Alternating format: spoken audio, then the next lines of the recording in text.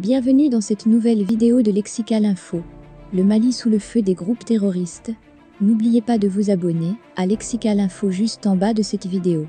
L'instabilité politique chronique à Bamako et le retard pris dans la mise en œuvre de l'accord d'Alger ont favorisé le retour des groupes terroristes dans cette région du Mali, où la porosité des frontières, avec le Niger et le Burkina Faso voisins, ont transformé cette zone en un véritable enfer. Au moins 16 soldats maliens ont été tués lundi dans le centre et l'est du pays dans deux attaques distinctes attribuées aux groupes terroristes, dont une a été revendiquée par l'organisation autoproclamée État islamique, selon un bilan de l'armée publié dans la nuit de mardi à hier. Un précédent bilan faisait état de 4 soldats maliens tués au total à Tessi, Est et à Boni, centre, a rapporté l'AF. Pour sa part, l'armée malienne affirme avoir neutralisé 37 terroristes.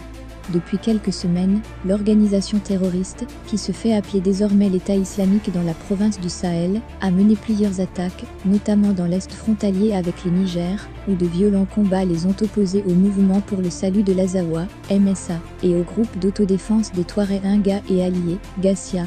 Les terroristes ont fait plusieurs victimes civiles, notamment dans les villages et les zones isolées, où ils ont tout brûlé et volé. Des dizaines de têtes de bétail ont en effet été volées par les terroristes qui, eux aussi, ont subi des pertes humaines et matérielles, selon le MSA et Gassia. Ces derniers affirment également avoir récupéré, lors de leur offensive, plus de 200 têtes de bétail.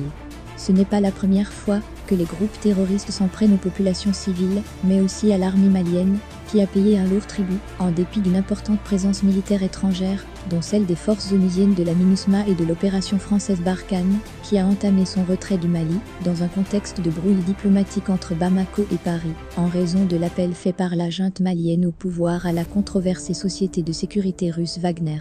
Mais la dégradation de la situation sécuritaire, dans ce vaste pays du Sahel, ne date pas d'aujourd'hui.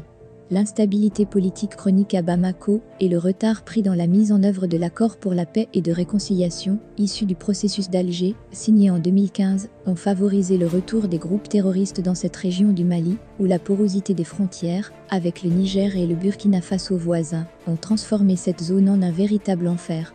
Malgré les assurances des militaires maliens, qui font état régulièrement de dizaines de terroristes tués, la situation demeure très fragile sur le double plan politique et sécuritaire au Mali, sur fond de pression de l'organisation ouest-africaine contre la junte, pour remettre le pouvoir aux civils dans les plus brefs délais. Mais le président de transition et chef de la junte, Assimi Goïta, ne semble pas prêt à céder à ces pressions, estimant que les conditions ne sont pas réunies pour une transition apaisée dans l'immédiat. Merci pour votre aimable attention et n'oubliez pas d'activer la cloche de notification pour recevoir les prochaines informations.